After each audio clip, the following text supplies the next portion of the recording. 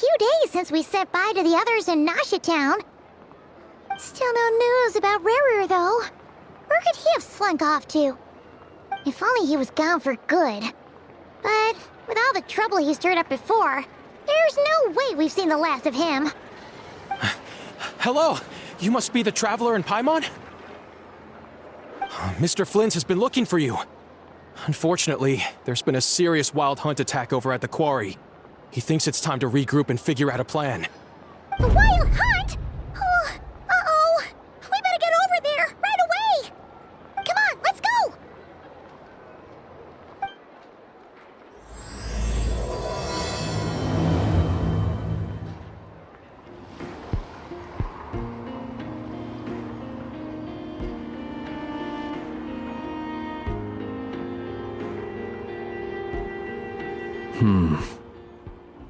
I can barely sense any Kuvaki at all.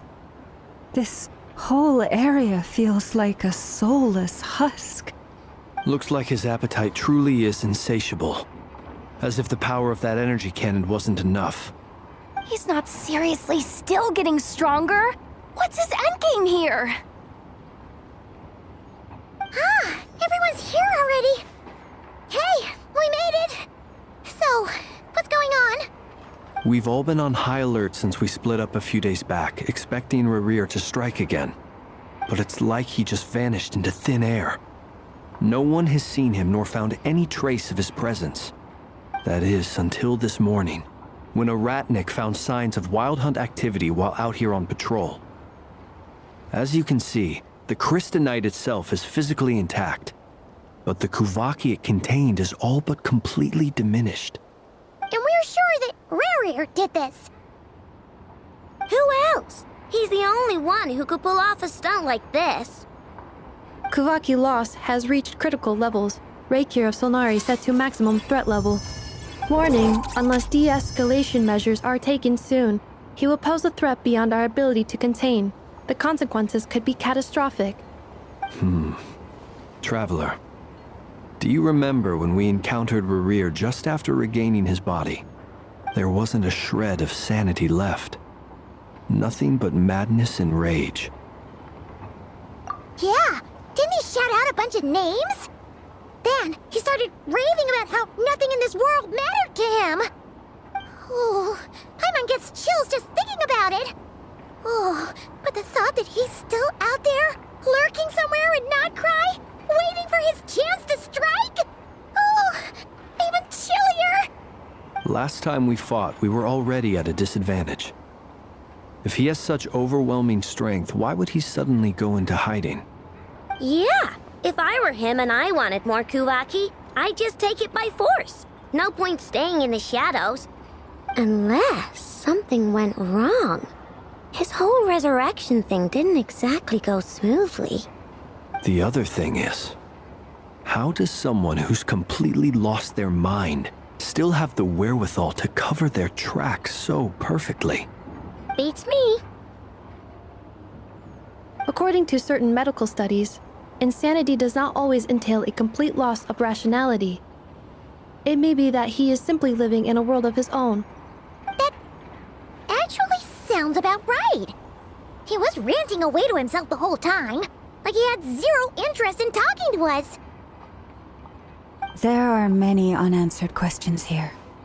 He could be right under our noses, and we'd still be in the dark.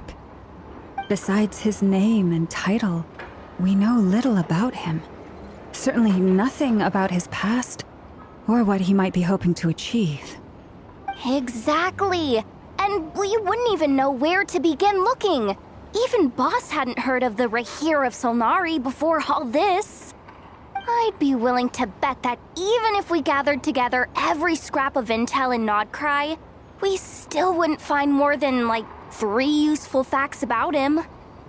So, if we do nothing, he'll just keep getting stronger.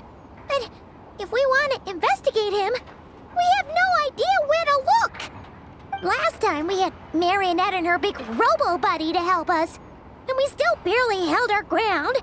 If we had to face him alone... Oh, Paimon's head hurts just thinking about it. What are we supposed to do against a threat this big?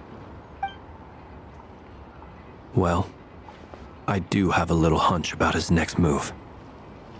Given that he attacked the quarry, I'd say it's likely he'll target other places rich in Kuvaki. Somewhere like the Eye of Krati, or the Pillar of Embla. One thing's for sure.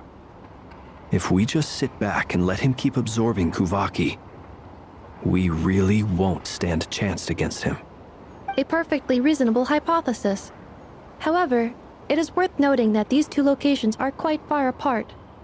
To investigate them both, we'll need to split up. I agree, we should split up. Right now, Rarir's goal seems to be gathering Kuvaki, not fighting us directly.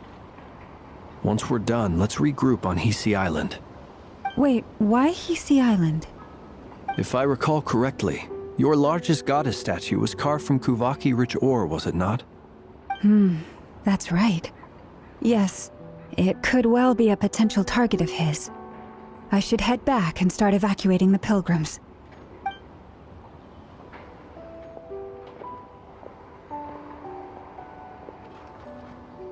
Splitting up's always gonna be risky. But I guess we don't have much choice, right? We're in a race against time here.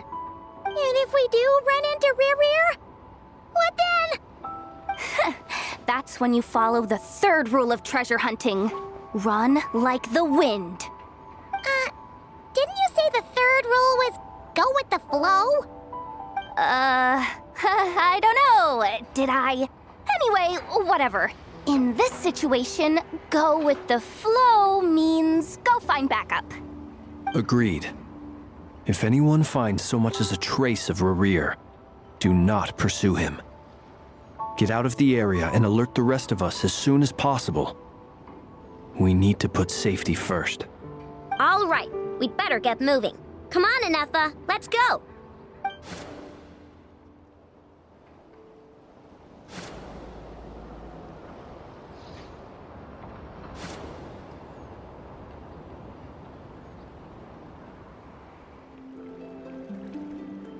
Any leads? Nope. Diddly squat. No clues to where he might be hiding. It's like he's a ghost. It feels like we're sitting on a powder keg that could go off at any second. Oh, I hate this feeling. I'd rather face him head on than be left hanging like this. So, you guys didn't find anything either? Not loving the word either. How about you, Flints? I questioned a few Ratniki and eventually narrowed my investigation down to one suspicious individual. But by the time I got to his place, he was already gone. Almost as if he knew someone was on to him. Either that or he's just extremely cautious and doesn't stay in one place for long. He's been biding his time for a while now. The question is, where or what is his next target? No idea. Since regaining his body, he seems to have lost all interest in the fragment in my possession. If he did still want it, he's had plenty of chances to take it. All we can do now is hope that Aino and Anefa turn up some leads. Darn it, Rarir! If you've got the guts, come face me one-on-one! Wait, he's actually here? I didn't mean it! I swear! No, it's coming from Silver Moon Hall. The Lady Kutar might be in danger. Let's get over there, quick!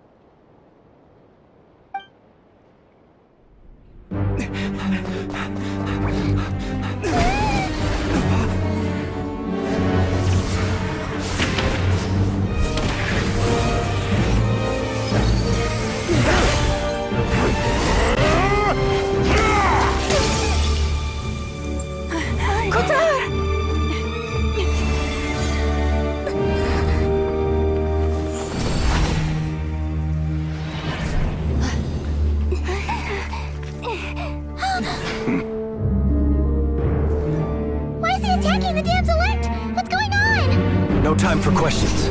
Stop him!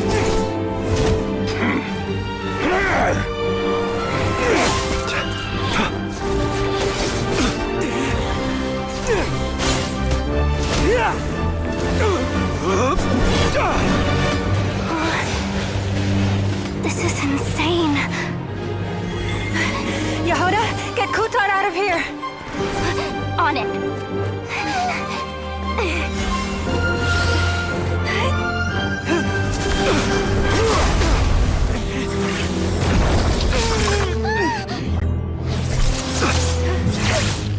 Look where your feeble light has gotten you. Now, you shall plunge into darkness. Thalindus, soon, I will find a way. Watch out!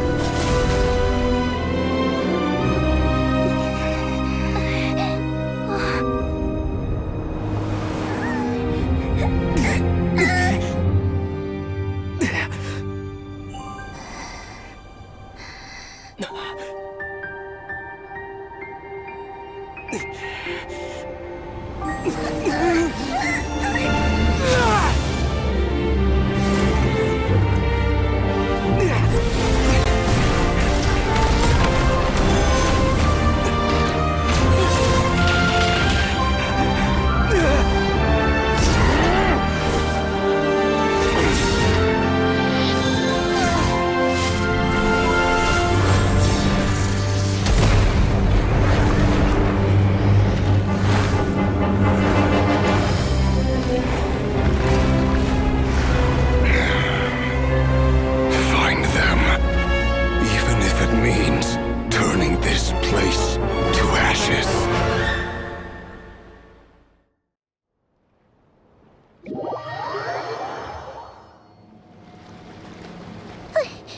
That was too close. We barely made it out of there alive. What's that guy's deal? How'd he get so crazy strong? He's a threat to this entire nation. I doubt his strength could even be measured by conventional standards. I have a question. When me and Anefa showed up, we saw him chasing after this lady like he wanted her dead. What was that all about? We weren't there for the whole thing either. They were already duking it out by the time we arrived. Yeah, we didn't see how it all started. It all escalated so quickly, we had no choice but to step in. Kutar, can you shed any light on the situation? Kutar. Cross-checking database. I see. So you're the one that the Frost Moon Scions refer to as the Moon Goddess? Wait, she's the moon goddess? Oh, no wonder she looks just like all those statues. There are many reasons why people might worship the moon, and just as many why they might despise it. I've never met that person before, but there was no mistaking his deep-seated hostility towards me. Why he holds me in such contempt, I cannot say. But since he hunts the power of the moon, it's no surprise that I am a target. Kutar. There are many potential motives. For instance, you help the traveler escape his grasp. This could be his way of taking revenge. It is also possible that he covets the Kuvaki inside you and seeks to take it for his own. The list goes on. But right now, devising a counter-strategy should be our #1 priority. The likelihood of this location being discovered is close to 100%. A counter strategy? But we don't stand a chance against an enemy like this. Surely our only option is to run. He's not gonna chase us to the end of the world, right? So as long as we can sneak out of Nodcry undetected. No, I can't say that. Come on, Yehoda. This is serious stuff. You can't suggest we all just chicken out. Running is our only option. Huh? You seem surprised, but what other choice do we have? We are facing an enemy we cannot possibly defeat in battle. Well, I mean, yeah, but still. It's not too late. I can distract him, so you have plenty of time to make your escape. Wait, what? You're gonna act as bait? Doesn't that make sense? I'm I'm the one he's after, there's no need for you to risk your necks on my behalf. A coyote doesn't stop for bypassers while it's howling at the moon. What is it, Loma? The Frost Moon Scions have already grown accustomed to life without their goddess. My presence here is no longer essential, and this is not my home, so you needn't ask me to stay. We can't just roll over and let him get away with this. That's not our style. Yeah, we can't just call it quits after everything we've been through together. Besides, she'd pretty much saved my life back there. If I just ditched her now, I'd never forgive myself.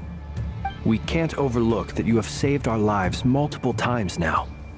To talk of returning the favor would be a little crass for my liking. But suffice to say that we are friends, and friends look out for one another. Riri's true objective remains unclear. Even if we were to sacrifice Miss Kutar, there's no guarantee he would stop. But Kutar, I know why you left the Frost Moon Scions so long ago. It was because people started treating prayer as a form of trade. They would make self-centered wishes, force you to accept meaningless offerings in return, and then expect you to perform miracles for them, as if that were their entitlement.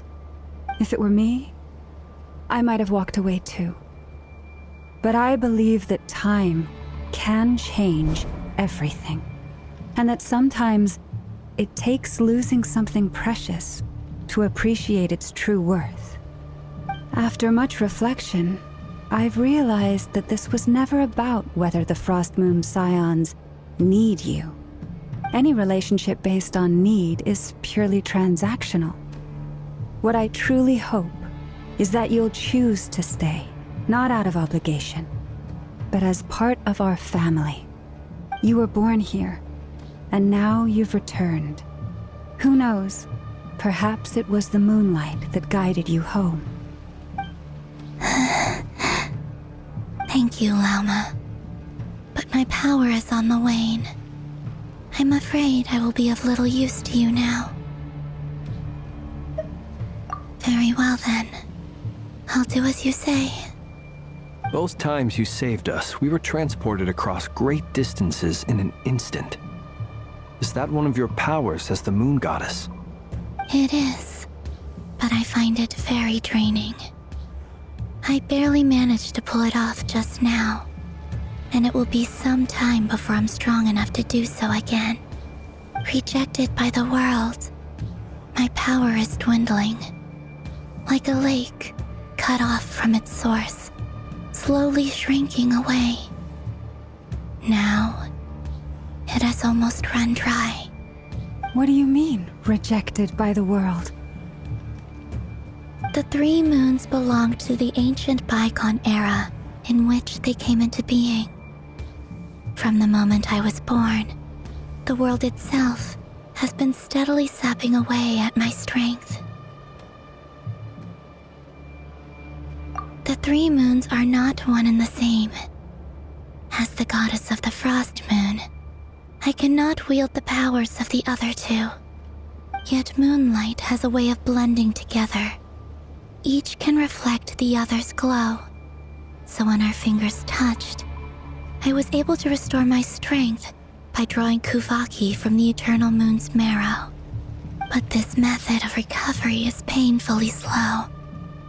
If only we could find the... It's the Wild Hunt! Even faster than we expected. We'll have to finish this conversation later.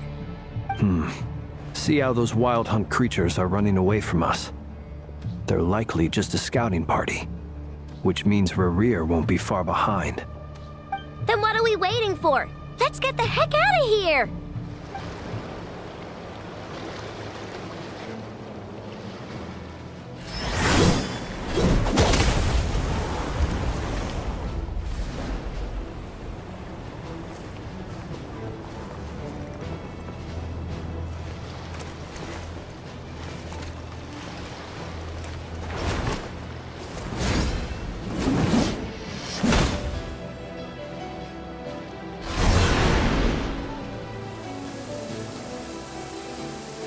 What's the matter? Bit off more than you could chew? Who are you? Uncle Varka! You're back from Amsvartnir? Whoa! You're Varka? Grand Master of the Knights of Favonius? We could save the intros for later. Right now, let's get you all out of this hellhole. Follow me. I know somewhere you'll be safe. Oh, is that where I think it is? That's the one. Come on, move! There's no time to waste.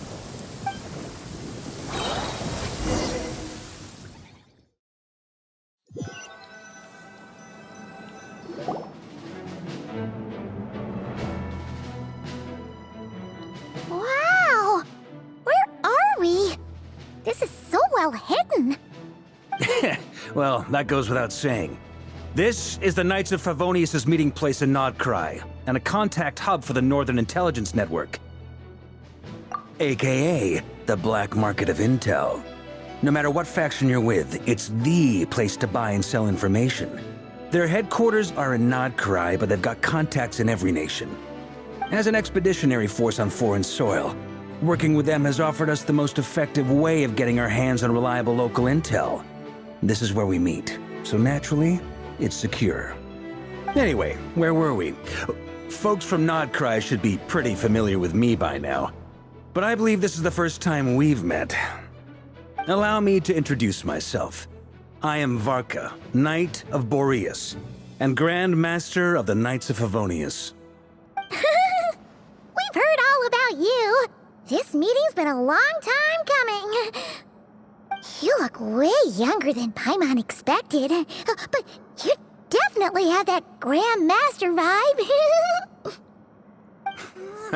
Well, I'm no spring chicken. Just not showing my age yet. Definitely feeling some of that back pain today, though. Rushed back from Amsvartnir without a wink of sleep, only to get right into another fight with that freshly revived maniac. Another? You mean you fought him before? Yep. He wasn't nearly as strong back then, but he was still a formidable foe.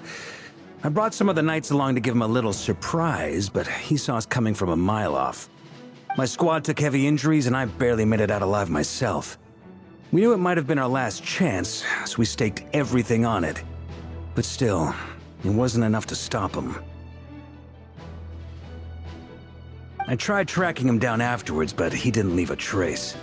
Even in his unhinged mental state, he's as cautious as any trained operative. So, I decided to come find you. And as luck would have it, turned up to find you being ambushed by the Wild Hunt. The rest, you already know. Is that why he's been frantically absorbing Kuvaki these past few days? Because he sees you as a threat? Maybe I'm part of the equation, but even if I weren't, I'm sure he'd still be gathering power.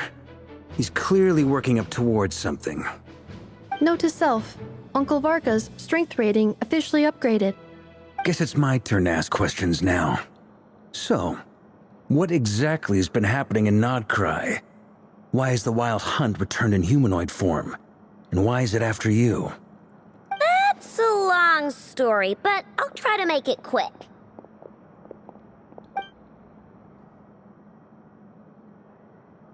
Wow, I had no idea so much had happened. Sounds like you guys have really been through it. So, the Kutar is actually a Fatui Harbinger. And all this Wild Hunt activity in Nodcry is the work of the Raker of Solnari, one of the 5 sinners. That's a lot to take in. Need some time to wrap my head around it all. I'm truly sorry, Mr. Varka. You stood with us against the Wild Hunt, and did everything you could to stop it from escalating into a full-blown catastrophe.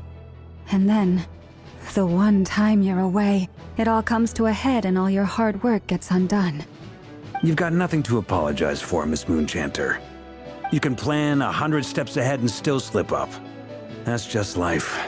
No one knows what tomorrow holds. You can't predict which way the wind will blow next. And, to be perfectly honest, I can't say I'm surprised. For all the times we've defeated the Wild Hunt in the past, we've never been able to completely wipe it out. Turns out, we were just delaying the inevitable. But now that a new variable has come into play, fate may well take a different course. A new variable? You mean us? Who else? And in a strange way, I think his resurgence might not be an entirely bad thing. The Wild Hunt is like an unrelenting force of nature, but Rerir is an individual with an agenda. He's gotta have a weak spot somewhere. That said, while I was explaining everything just now, some of the points that Mr. Flint's added caught my attention. You mean about our mystery ally? That's right. From what you've said, not only did they lead you straight to some key files, they also shielded Hisi Island from a lethal Kuvaki blast. I don't know who or what could pull something like that off. Heck, even Miss Columbina doesn't have a clue. I hadn't heard the story about those files. Would you mind repeating their titles for me? Wild Hunt Phenomena Log, a Nodkryan Ratnik's Field Journal, and Kuvaki Survey Log. Oh. No, still doesn't ring a bell. Another dead end. Guess all we can do now is hope that our mystery ally keeps showing up when we most need them. Still, it's safest to assume they won't be intervening again. From here on out, we'll have to resolve this crisis by ourselves. Your intel also explains something else I've been wondering about. The reason I led my team to Amsfarnir was because we'd had reports about a possible source of the Wild Hunt showing up there. But once we looked into it, it turned out to be a red herring. I don't know who was behind it, but clearly, it served its purpose. I doubt it's by chance that he happened to make his comeback while my attention was diverted. And from everything you told me, it sounds like his scheming began well before his return. So maybe luring me away was all a part of his plan. But is it even possible that he orchestrated all of this by himself? The Moon Maiden and the Raker of Solnari, Nodcry of all places. The way everything is unfolding, it can't be a coincidence.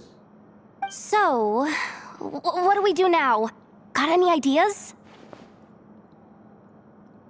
Right now, we've got at least 3 things to consider. Let's go through them one by one. First, we need to figure out how to take down Rerir. If we can't beat him in a straight-up fight, the rest won't even matter. To my knowledge, the bulk of Nodcry's fighting force is already gathered here. But even with everyone united, we're still no match for Rerir in his current state, let alone with his power still growing. What if there was a way to tap into a new power of our own? How so? Have you thought of something, Columbina? 3 moons once watched over this world. The Eternal Moon was the largest, the Frost Moon was the brightest, and the Iridescent Moon was the most mysterious. They say that back then, the 3 moon goddesses wielded immense power, enough to shape the workings of the world itself. I now bear the Frost Moon's power, and the Eternal Moon's marrow resides within the Traveler. Hold on.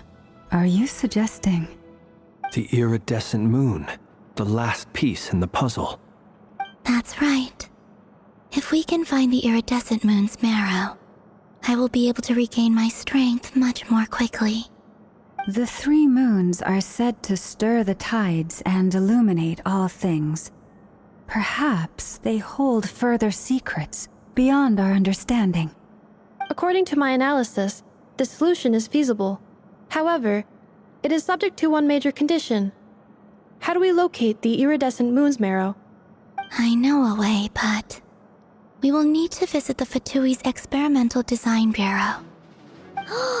The Experimental Design Bureau? Are you saying we need to involve Marionette? Yes. I must speak with Sandrone.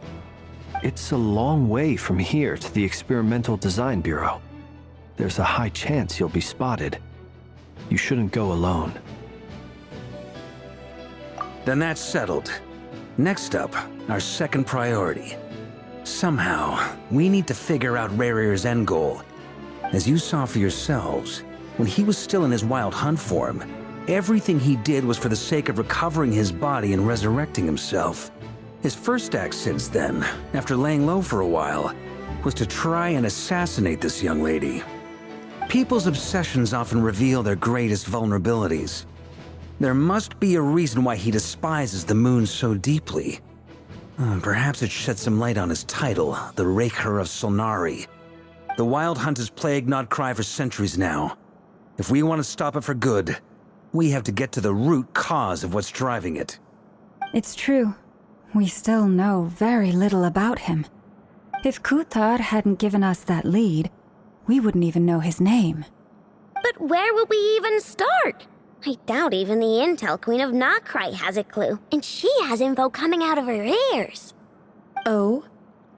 That's a rather hasty conclusion for someone who's so painstakingly meticulous when it comes to dealing with machines. Ah, she heard me.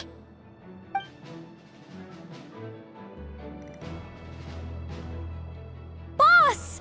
What are you doing here? I'm now asking myself the same question. I received a letter from a humble knight of Favonius, requesting a meeting to discuss a major business deal. But it looks like this humble knight had something else in mind. Details. Miss Neffer, the important thing is that you've arrived at the perfect time. Since his failed ambush, I've been racking my brains trying to come up with a plan to fight Rarier. Given the severity of the situation, I think it's fair to say that our only chance lies in uniting as one. And I'm talking all the factions in Notcry. We can't do this without the Curatorium, but I knew it'd be a tough job to win you over. So, I took the liberty of reaching out for a little chat. Wait a sec. How did you even hear about this place, Neffer? Didn't you say this is meant to be the Knights of Favonius' meeting spot? And a contact hub for the Northern Intelligence Network? And isn't it supposed to be super hidden? You really think he could have gotten settled in Notcry without my help?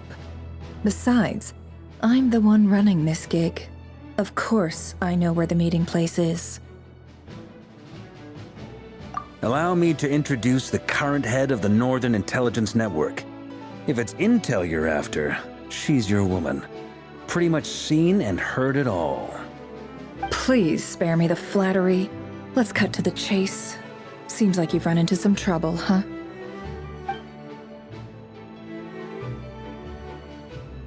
Well, this certainly qualifies as an unforeseen crisis.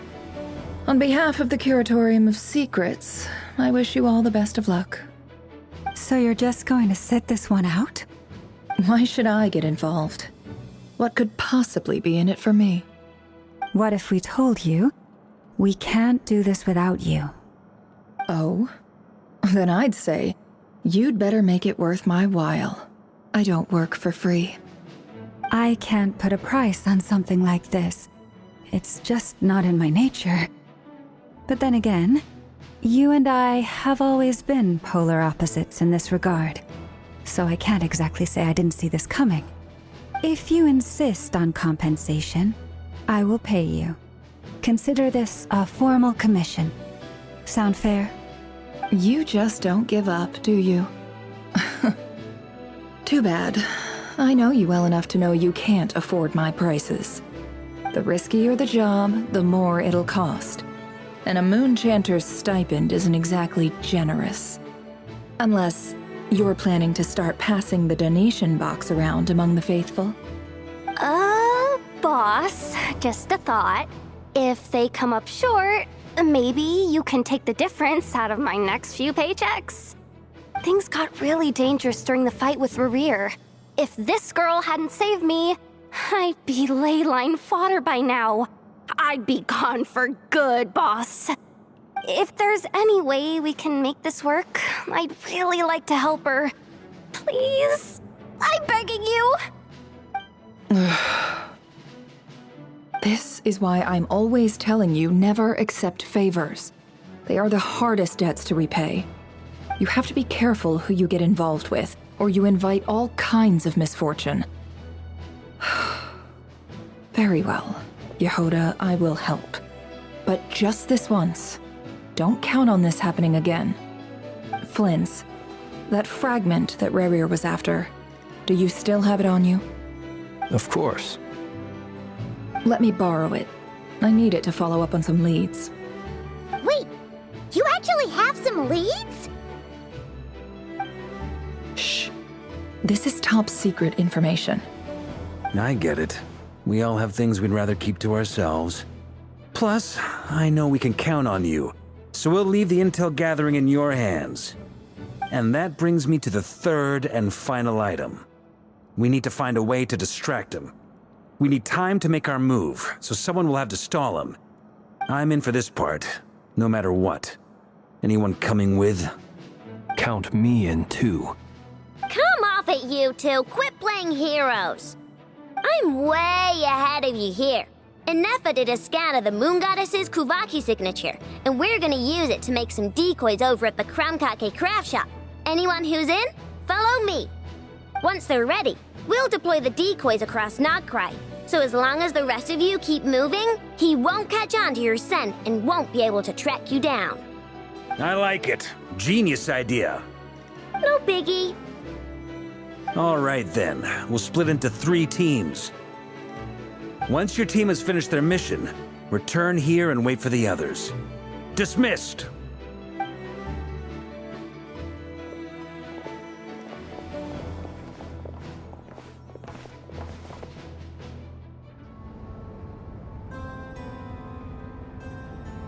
Lady Damselette. Wait, and you two? What are you doing at the Kuvaki Experimental Design Bureau? We've been doing our best to mind our own business lately. But if you're just gonna waltz up here like this, you're seriously pressing your luck. Don't blame us for doing what we have to. Huh! You really think that's gonna scare us off? We're not looking for any trouble. I just want to see Zandrone. Do I need to remind you that you're still a wanted fugitive for deserting us? Out of consideration for our former ties and the crisis we're all up against, we'll let you leave in one piece.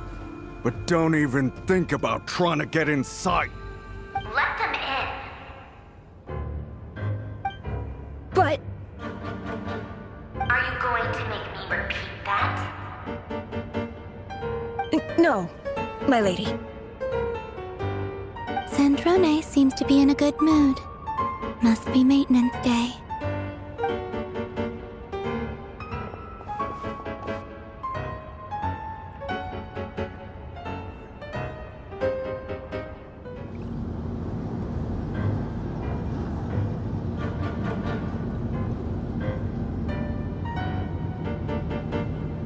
So tell me, to what do I owe the honor this time? Actually, before you answer that, just so we're clear, we're not colleagues anymore, Columbina. I don't owe you anything. I promise it's nothing big. It seems like you've gotten the wrong idea here. The only reason I let you in was because I was bored. It seemed like a way to kill some time and satisfy my own curiosity. Whatever miscalculations I may or may not have made in the past, I haven't lost the plot enough to even consider sticking my neck out for your sakes. I'd like to speak with Arlecchino. What? Huh? You mean the knave?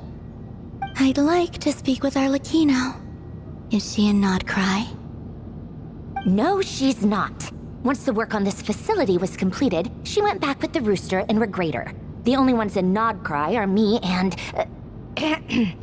What is it you need to speak to her about anyway? Rerir is hunting me. If I'm going to face him, I must first retrieve the lost moon.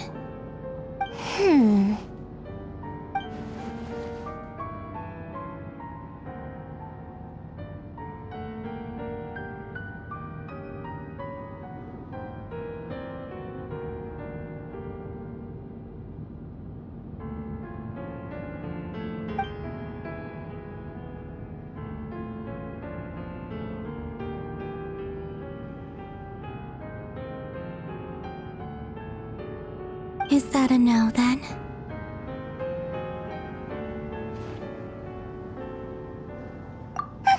As if I need reminding.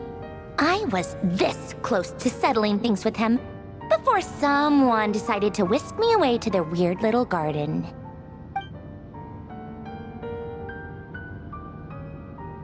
held any tea parties lately? Tea parties?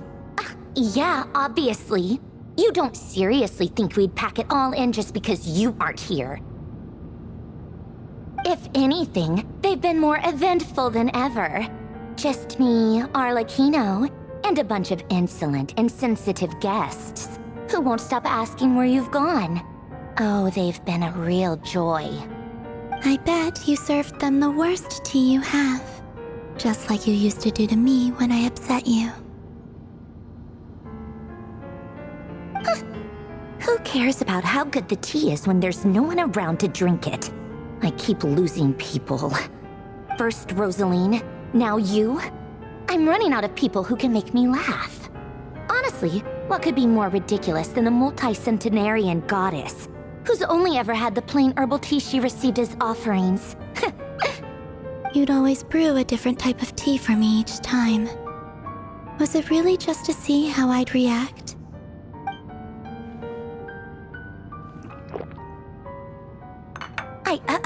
Well, duh.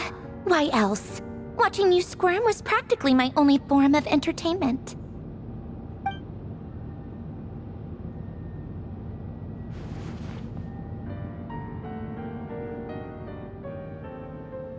Oh, yeah. And Capitano sometimes used to bring Tartaglia around, too. But I guess we won't be seeing him again. Well, I guess we are overdue for a get-together. Polonia! Have Favronia pass a message to Arlecchino for me. It's time for tea. Will suffice. Pass along a message for me, too, if you would. My body cannot contain the marrow of 2 moons, so I'll be leaving one of them in her care. Excuse me? Who said you were on the guest list? If my tea meant that much to you, maybe quitting the Fatui wasn't your brightest move. Back when you were under the Tsaritsa's protection, no one would have dared come at you so openly. But that protection didn't come for free. In fact, I paid dearly for it. At the end of the day, it was just another transaction. I just got tired, that's all. I never wanted any part in their grand ambitions, and I've had enough of being treated like a bottomless supply of power. It brings back memories from the old days, when I was still worshipped as the moon goddess. Centuries on, it may be a different group of people, but I see the same greed in their eyes. I figured you'd leave eventually. You didn't have as much of a reason to stay as I do. The Tsaritsa gave you shelter and protection, but that was it. Nothing more, nothing less. Meanwhile, the Fatui demanded everything from you in return, until it was more than you could bear. I get why you left. And frankly, I have no interest in dragging you back just because the higher-ups told me to. But if you keep hanging around with this riffraff, the next time we cross paths, we might be enemies for real.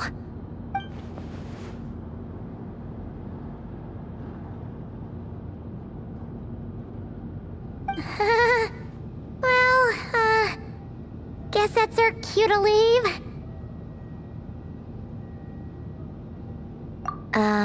That might be your plan, but it sounds like someone else wants you to stay a little longer. Huh? What do you mean? Listen.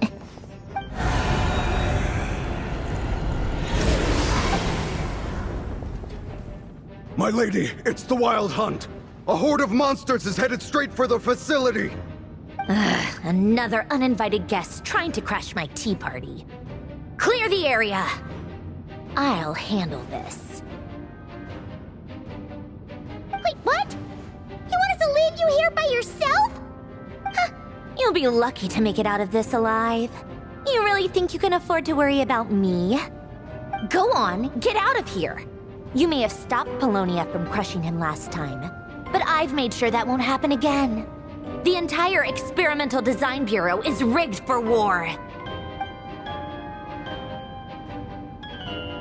Stay and watch if you want, but it'll be at your own risk. You're not flagged as friendlies in a weapons system. Don't tell me what to do! Look, if you're leaving, make it quick. Or you'll just get in my way. There's a secret passage on the second floor. It'll take you right to the plains out back. Stare all you want, Columbina. You're not getting another invitation to my tea party. I know. But thank you anyway, Sandrone. This is exactly why you shouldn't hang around with those people. All their melodrama and sentimental nonsense is rubbing off on you.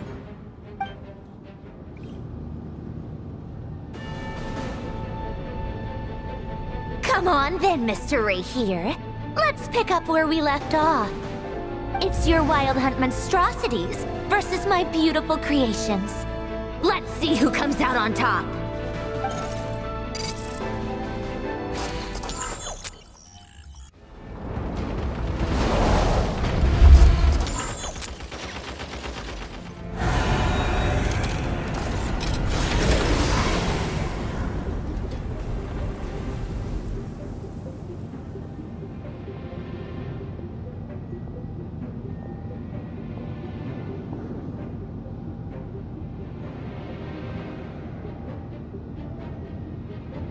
Polonia, get him!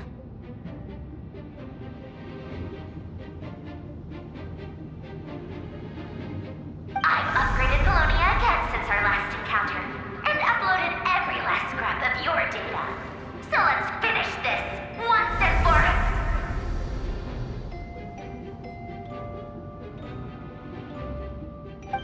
She's not here. Where did she go? Hey! Over here, you big... Cursed moon. Go. Keep searching. She cannot have gotten far.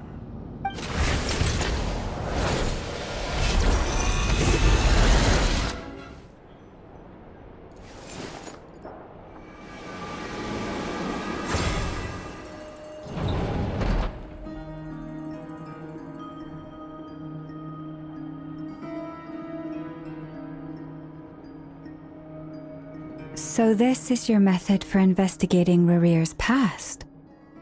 It almost looks like some kind of ceremony. Good deduction. But it's quite a different affair from what you're used to with the Frostmoon Scions. Whoa! First time I've ever been in here. Boss always said it was off limits, so I pictured some kind of creepy dungeon. But it's actually kinda nice. Oh, I guess this must be Sumero decor? That's where Boss is from. And that nice shopkeeper who sold me my treasure compass. I'm not sure exactly what you've got planned, but it looks like you're all set. When do we begin? Whenever we wish. But for some reason, I've got a feeling this isn't going to end well. I've never faced Rarir myself, but from what you've told me, his power is beyond anything I could imagine. I, on the other hand, am just an ordinary businesswoman. Our paths should never have crossed, yet here I am, forced to make an enemy of him. If you ask me, you're about as far from ordinary as it gets. So what are you saying?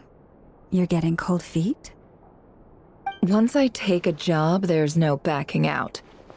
Still, I have to ask myself if the power I'm relying on will even work on an opponent of this caliber.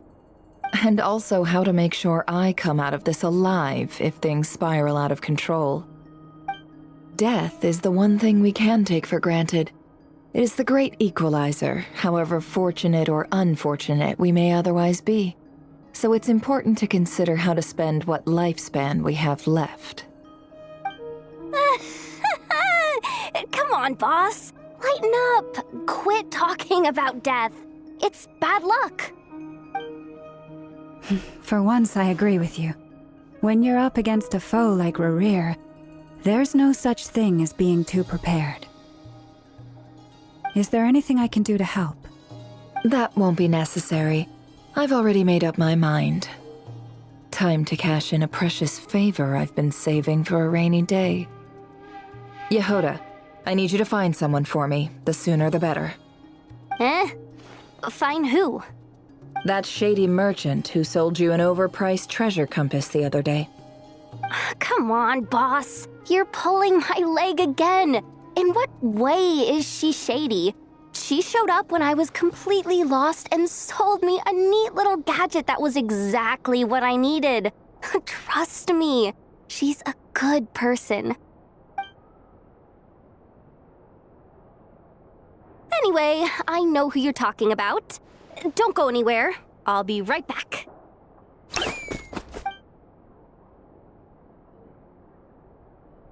What's happening to me? I genuinely can't run any further.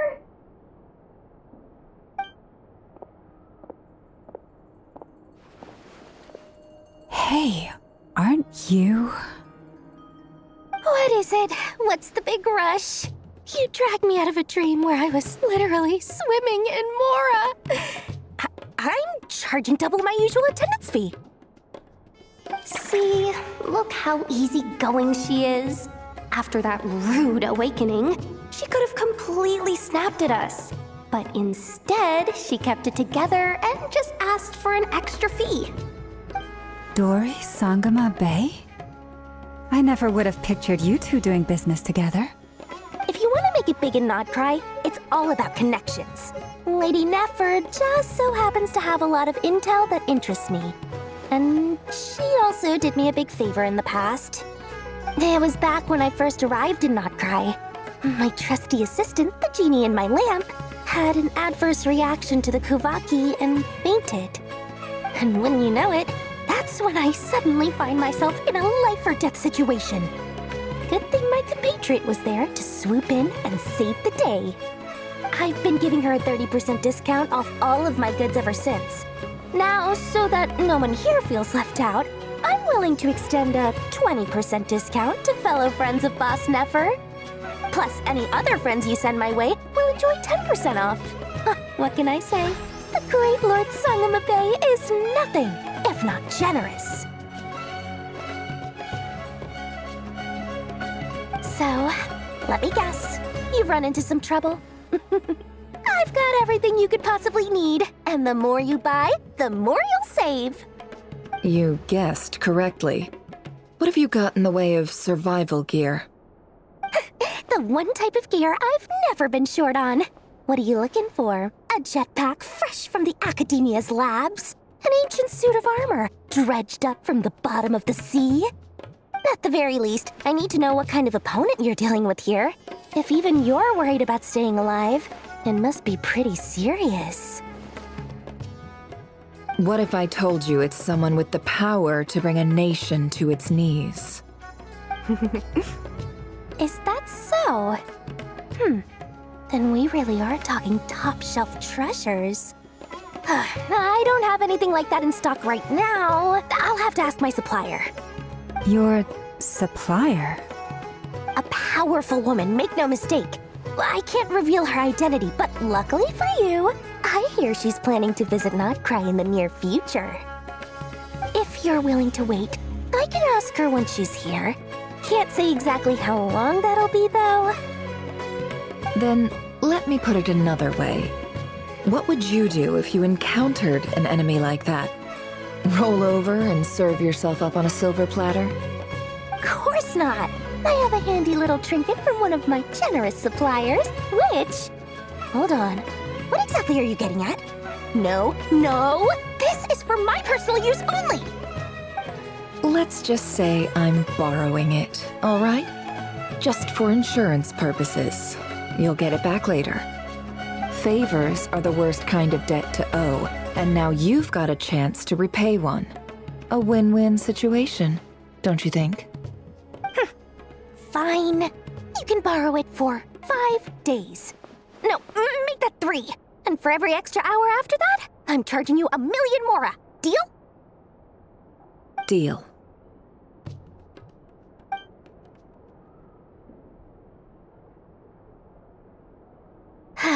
What a way to start the day. Now, was there anything else you wanted? Or can I go back to bed now?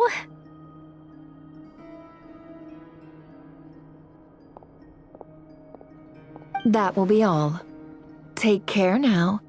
Don't trip up on your way back, friend. See you later! You're my favorite shopkeeper.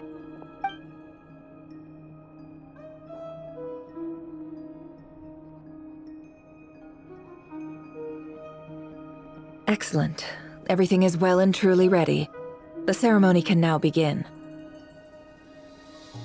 After initiating the ceremony, your minds will follow me wherever I go.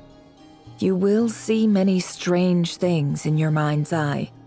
So remember, don't be frightened, and don't make a sound.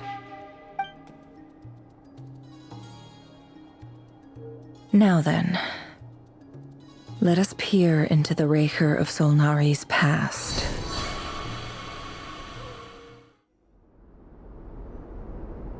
I made it.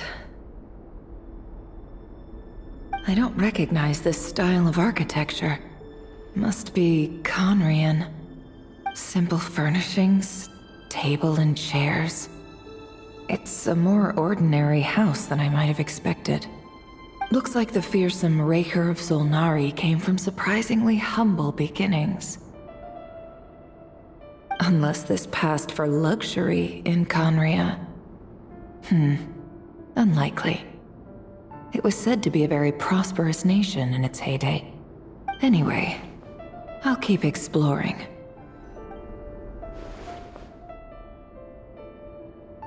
Hi, Rivier. Since you're working extra hours tonight, I thought I'd keep myself busy by checking out that new kebab shop. I've heard good things about their menu. I'll test it out, and if it's as good as everyone's saying, let's go back together sometime. P.S. New stash from the Universitas Magistrorum. I brought some goodies home. A few teacups and a pin rack. Hope you like them. They didn't sign their name, but they must have been close. Sounds like they were living together. I went over to Joseph's for drinks today. They have a fine collection, but I went alone. Thelindis was tied up with something and couldn't make it. Joseph asked why I came alone, but I didn't really have an answer. He then went on to ask about other things. If you ask me, someone who asks that many personal questions is too nosy for their own good. But if he invites me again, chances are I'd still go. Thelindis. That's the same name Ririr mentioned. Crane imports keep falling. If things don't pick up, we'll soon be back to meat and mushrooms only. Honestly, I'm not a huge fan of that new type of mushroom everyone's been into lately. Didn't it start out as a lab-grown variety? I heard it's even mildly corrosive. Seriously, why would you even eat something like that? I don't care if it's an impressive feat of alchemy. That just isn't the kind of thing I like to eat. Grain has to be imported, and they're eating a diet of mostly meat and mushrooms. Could it be because Conria is underground, so it doesn't get much sunlight? That would explain why they use so much stone in their buildings. They even use alchemically modified strains for food. Seems like the people of Conria don't have many options when it comes to dining. I've just about saved up enough now. Time to buy it and keep it somewhere safe. Making a big purchase. I wonder what it is.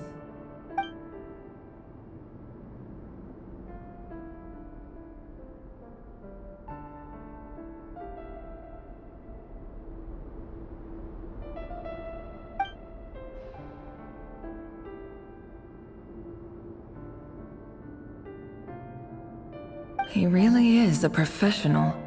No wonder he's so good at covering his tracks. Despite what he's become, it seems like he's retained certain habits, at least in this regard.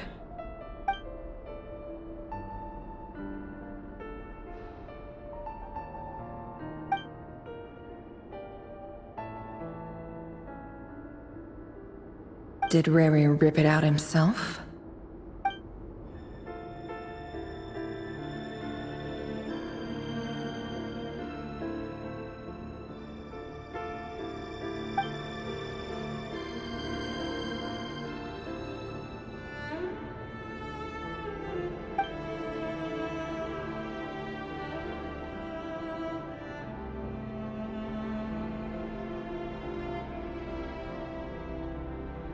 Before I met you, I was convinced that my heart was nothing more than a stagnant pool.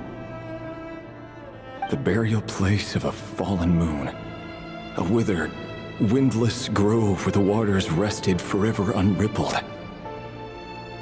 It was you who helped me see that my heart hadn't entirely withered away. That it could still beat to the rhythm of love. This is just trivial sentimentality from the looks of it. Why would he go to the trouble of hiding that? The burial place of a fallen moon. Reverie, over here. Dane! Oh, and, Vediflin here? What a surprise to see you here, sir. Hello there, Reverie. You need not address me so formally outside of court. He doesn't get that much free time, so I invited him over for a drink. Even the court prophet deserves a break every now and then, right? Well, I'm flattered. So, what are we discussing today? Hey, don't look at me. As far as I see it, we don't need an excuse to have a few drinks. Come on, don't give us that. Didn't you say you were about to pop the big question? How's that coming along? Who'd have thought the great Twilight Sword was an even greater gossip? I just didn't expect you to be the first one to settle down and get married, that's all. Yeah.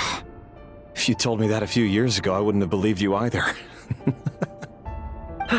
So, are you planning to come clean about your job then? I'm guessing you still haven't told her. Sure, I'll have to tell her at some point. But I'll need to pick the right time and place. To be honest, I have no idea how she'll take it. Come on, stop being such a pessimist. For all you know, she could be thrilled. I bet she'll be much more impressed by your actual job than the one she thinks you're doing now. A member of the King's Guard. Quite the cover story. Does the king himself even know? Of course he does. Anyway, enough about me. How have you been? Me? Same old, same old. Nothing much to... Huh? What's up, Ved? It's nothing. Vediflin, Dainslift's elder brother. Renowned throughout the court of Conria as the Visionary, and said to possess a wisdom far beyond the reach of any ordinary man. And yet, despite the gulf between us, he seems to have something to say about me. Does he even know me? Does he see me as a friend of his brother, or just another of the Vinster King's blades? Why did he react so strongly? Was it really to do with what we were talking about? Brown, curly hair and brooding blue eyes. So this is what Rerir looked like back in the day. Perfectly normal. No different from anyone else. As frightening as this monster is in the present, there's something even more unsettling about seeing the human he used to be.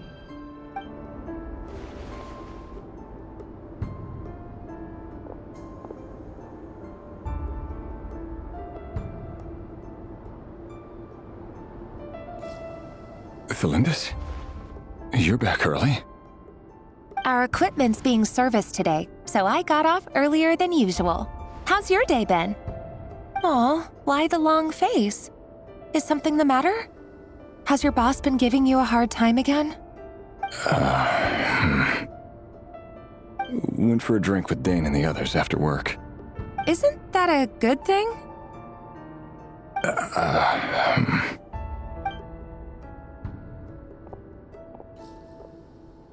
Vediflin showed up today, too. You know, Dainslift's older brother. Ah, Mr. Vediflin. Yes, I've heard of him. They say that everything he says ends up coming true. He overheard Dainslift mention that I'd recently proposed, and seemed to have an issue with it. But when I asked what it was, he kept it to himself. So, you're worried? You can be such a child sometimes, Reverie. We're nobodies. Why would the Visionary be concerned about us? I'm sure someone in his position has much bigger fish to fry. Maybe you're right. You worry too much, Rerir. We've been together for ages now, and everything's been going so well, has it not? You've even proposed to me. So, you do remember. Tell me then. What's your answer? Like I said, I need some time to decide. You can't just rush into things like this. We may be nobodies in the grand scheme of things, but if we want things to work out, we've still got to plan ahead. All right. Take your time. Just don't keep me waiting forever. Nobodies. Sounds about right. In the eyes of people like Vedalfnir and Dainsleif, what do we matter? Can someone whose gaze is so fixed on a far-flung future even see the present clearly? Besides, the dynasty's fate rests with the king and his inner circle. Whatever I do, it won't make much difference. Meanwhile, every idea they come up with and every decision they make, it affects everything. These days, the king is lost in his research, and the purge of the Crimson Moon bloodline grows ever more intense. The opposition tried to speak out, but nothing came of it. And I'm under no illusions as to why. Because we eliminated them and got rid of their bodies. A man can have 1,000 reasons to carry a sword, but there are few good excuses to use it. Yet the king has never even considered a gentler approach, and he never will. What becomes of someone who kills on another's behalf? Can he ever find true peace?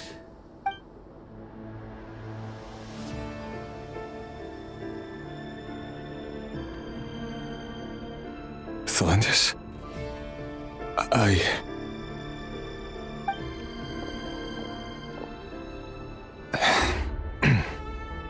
It's nothing. You were right. Fate has never smiled upon nobodies like us. But by the same token, it's unlikely to bear a grudge against us either. There's no reason we can't keep living happily together, cherishing the simple joys of each day as they come. See? You just need to stay positive, Rerir. I can feel your warmth, your breath. You're right there, right by my side. Just seeing you makes me happy in a way I can't explain, and that's something that no one could ever take away from me. So smile, my love. Let go of that frown. You're right, Thelindis. I've just been overthinking things. That's better. Getting caught up about things like this will only ruin our evening. Speaking of which, all set for the ball tonight? I need to go get ready. You go ahead. I just have a few things to take care of, then I'll come join you. Even busier than the big shots, huh? Fine, I'll go get started. But don't be late. If you keep me waiting too long, I won't be a happy bunny. Relax. I'll be there. Seriously, though, you drive a hard bargain. You're really gonna leave my proposal hanging and still expect me to take you to the ball? Well, that goes without saying. I already told everyone I'd be coming with a dance partner. Besides, they're two completely different things. Let's take it one thing at a time, all right? All right. White outfit it is. It seems like Rerir was deliberately hiding his ties to the intelligence services by giving the impression that he was just an ordinary member of the Venster King's Guard. He clearly doesn't want his would-be fiancée to know about his other life. Then again, that's hardly surprising. People in the intelligence trade rarely do. Who'd have thought we were in the same line of work? Let's dig a little deeper. Our last operation was a resounding success, and all thanks to you, Rerir of Solnari. In total, we apprehended 32 dregs of the Crimson Moon, and 67 accomplices. After all these years since the dynasty's fall, so many of them still linger on. Indeed, it cannot be denied. Yet it was destiny that the Crimson Moon should be overcome by the eclipse, and that His Majesty, the all-seeing Venster King, now guides our nation on the path to prosperity. Conria has no further need for a dead moon. But alas, there will always be those who refuse to see the truth, choosing instead to romanticize the past. That's not entirely true. Much about the Crimson Moon era was worthy of remembrance. And that's exactly why they keep trying to see it restored. Many of its secrets remain unsolved to this day. As it happens, that's precisely the field of study my partner is devoted to. You still haven't told her what you really do for a living. Where would I even start? How do you tell someone that you're one of the king's hand-picked executioners? That your hands are steeped in blood? You didn't choose this life, any more than I did. Orphans like us don't get a say. But I'll sure as heck be the one to pay for it. Speaking of which, we need to be more rigorous in the way we identify direct descendants of the Crimson Moon. Someone, it seems, has strong opinions about my future plans. Most likely my marriage in particular. I have a feeling that we may soon become targets of the Crimson Moon's retribution. Your concerns are not unfounded. They've taken out many of our colleagues these past few years, and for that very reason. These are no helpless lambs we're leading to the slaughter. They're wolves in sheep's clothing. Take care, Rayhir of Solnari. I look forward to toasting you at your wedding. Thanks, Thorkel. You look after yourself, too.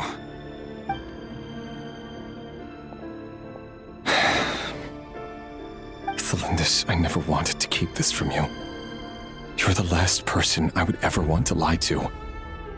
But that's exactly why I can't tell you everything. There are things you shouldn't know. Things you cannot know. The moonlit dynasties are a thing of the past. Yet even now, with the sun shining high in the sky, there are those who would call forth a dead moon's ghost. Could that be why Vedalfnir held back? Or was it because of some court secret he's not at liberty to share? I have to get a clear answer from him.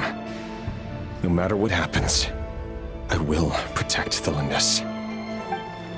Rayhir seems to be very concerned by Vedalfnir's reaction. Vedalfnir and Dainsleif, the Visionary and Twilight Sword. So that's what they were really like. I've investigated this whole area now. There doesn't seem to be any other memories here. Should I try somewhere else? Wait a second. What's this black smoke?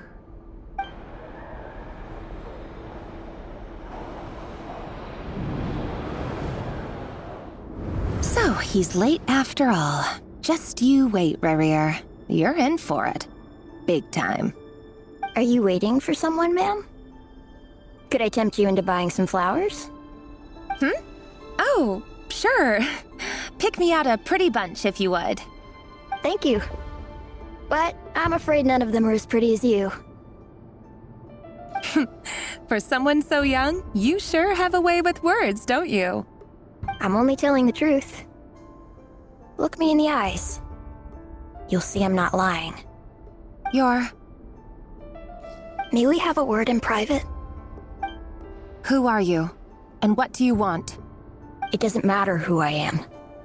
Too many of our kind have fallen lately, so I decided to take the risk of reaching out. Not long ago, the Rayhir of Solnari led an assault on one of our strongholds. We suffered many casualties, and many who came to our aid lost their lives as well. Sorry, I don't know why you're telling me this. And I don't want to get involved. Wait, hear me out. This time we finally got a clear look at his face and learned his true identity. His name is Rayhir, and he claims to be one of the king's guards. What did you say? A cruel irony, isn't it? The man you're set to marry leads a double life as a brutal executioner. But surely, you must have caught a whiff of the blood on his hands. Why are you telling me all of this now? Simple. It's because... How strange. Rayhir was nowhere to be seen in that memory. It clearly belonged to Thelindis. Rerir couldn't possibly know what happened if he wasn't even there. Why would her memories appear in his fragment? The ceremony won't last much longer. I think it's time to call it a day.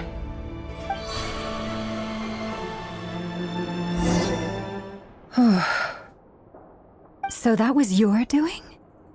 Did you just pull us inside Rerir's fragment to spy directly on his memories?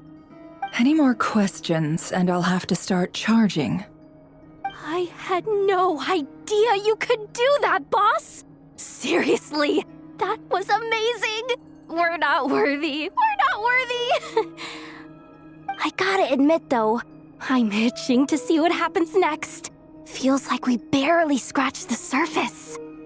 I'm just as curious as you are, but the ceremony only allows for limited time inside. That's all we can see for now. Luckily, we managed to learn quite a lot. So far, so good. I just hope the others are doing okay too. Especially the group with the Traveler. Their mission is a risky one. Let's hope it's all going smoothly. If you're worried about them, go see how they're doing. If I know boss, she's gonna need some time to write up all the details and make sure it's all coherent. I'll stay behind to lend a hand, but feel free to head back and meet up with the others. Oh, they've been prowling around for nearly 2 days now. These things just won't quit. Oh, they might not have seen us yet, but them constantly sweeping the area, our way out is completely blocked. Oh, that's never gonna work. One little slip up and it's game over. If they spot us, they'll run straight back to Rerir. And once he knows we're here, it won't be long before he's breathing down our necks again. Oh, guess you're right. All right, time to zip it.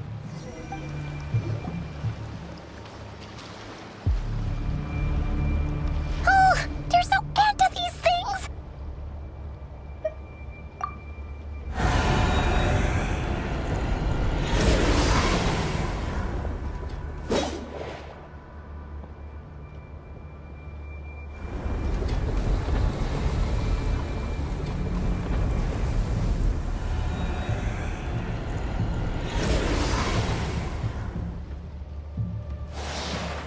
Fire. Fire? Wait, what's that smell? Oh no, there's a fire!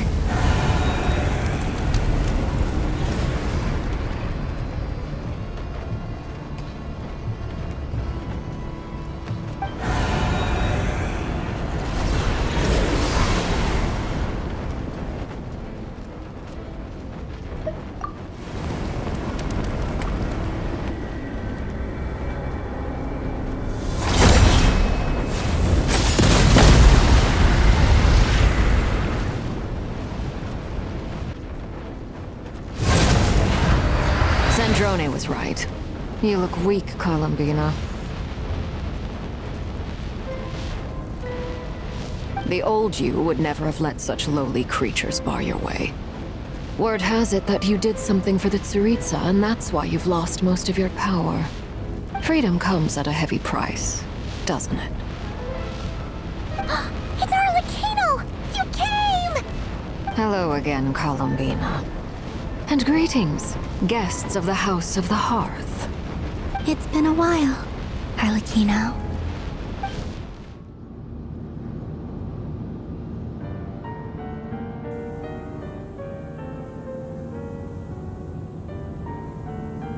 Stupid right here of stupid Solnari. Whatever. I've got all the data I need. Next time we meet, you're finished.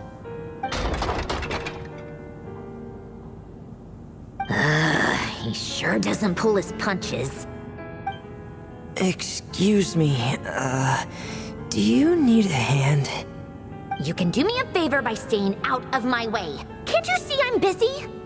Wait a minute. I recognize that voice. Hello, Miss Sandrone. Father sent us over to help. Huh.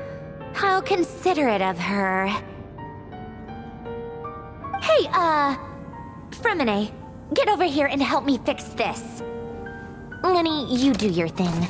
Just keep your sister away from my machines. Nearly every machine that cat girl touches ends up going haywire. Go put her on cleaning duty or something.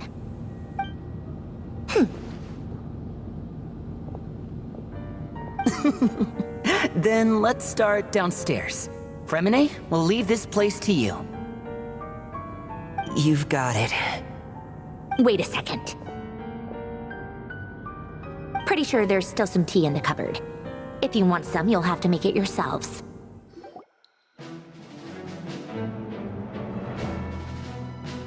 It's a relief to see you all made it back in one piece. Huh?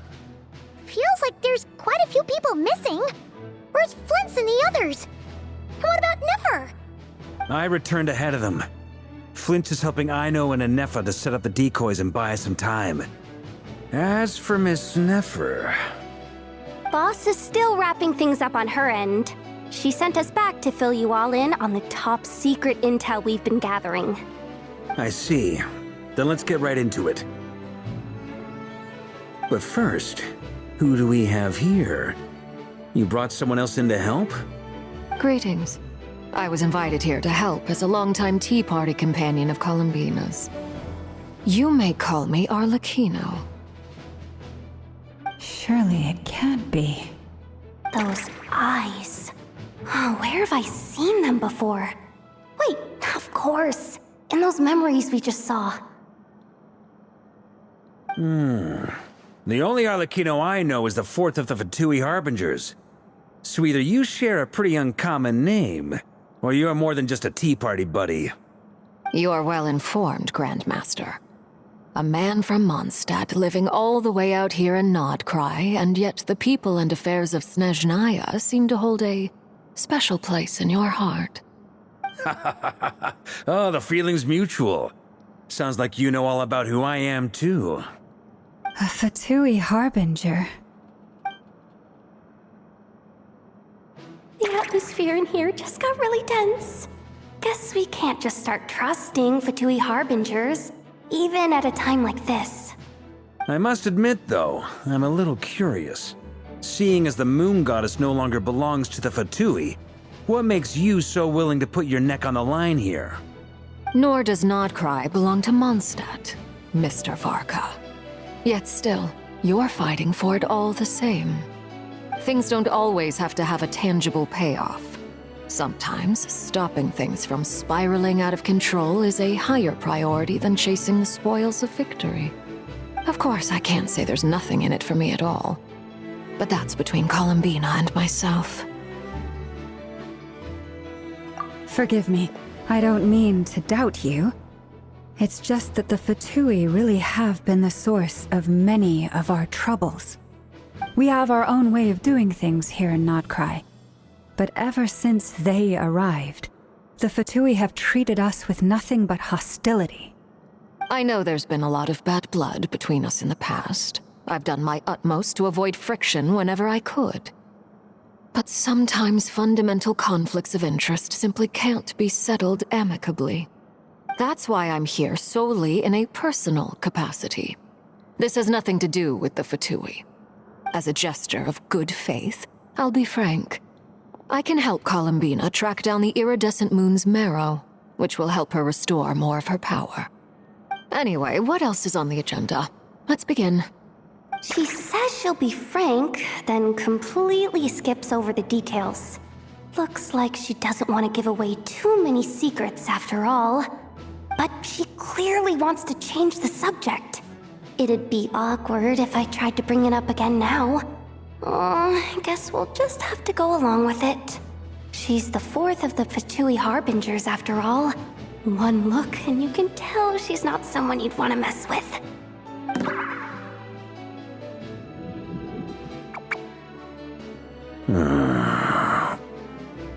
Well, since Miss Arlecchino sounds confident in her ability to handle that, we'll proceed to the next topic.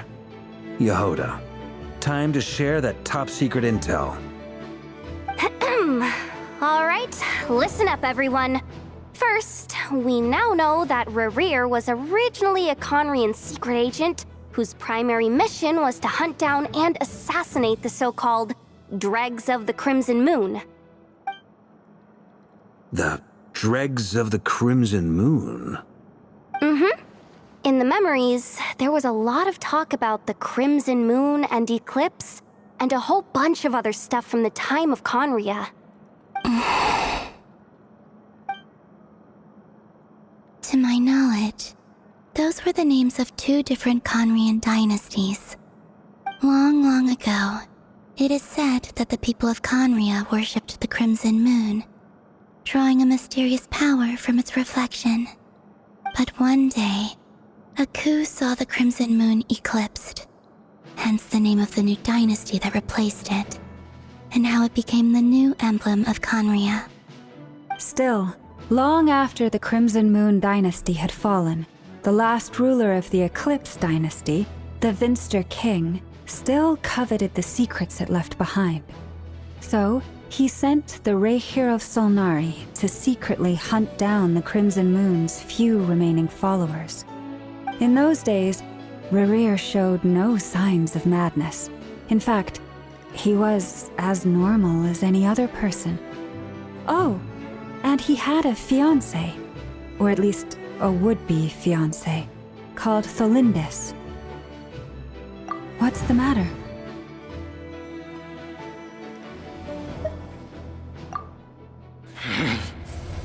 Verfene, Rheindatter, Flinders.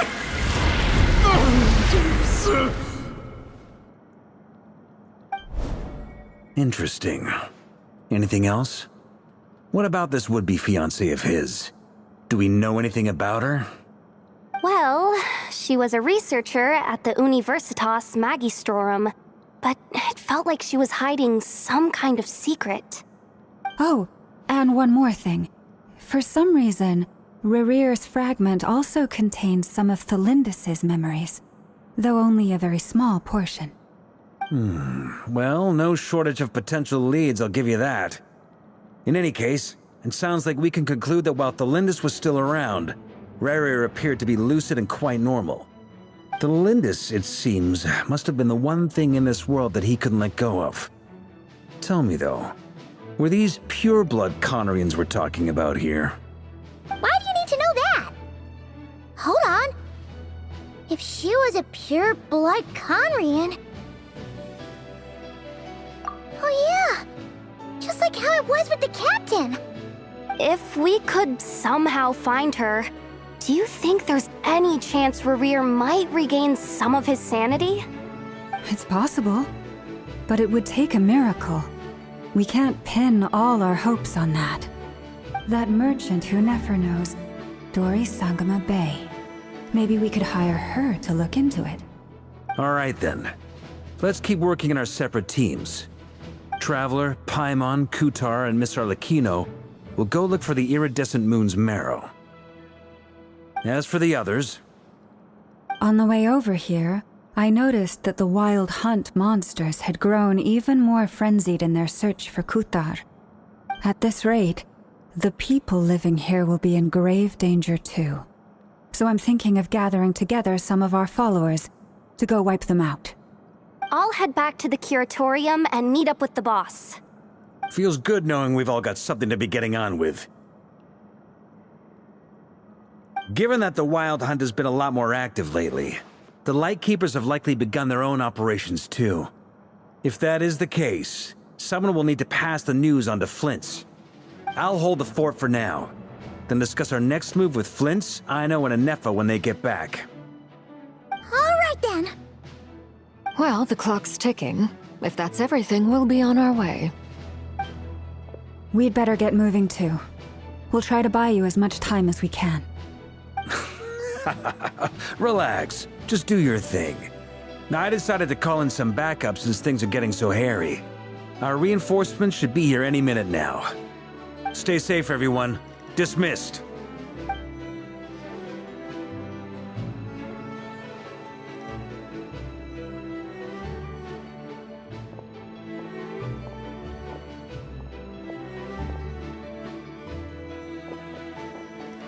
we're back. Did we get here a little early? Or a little late?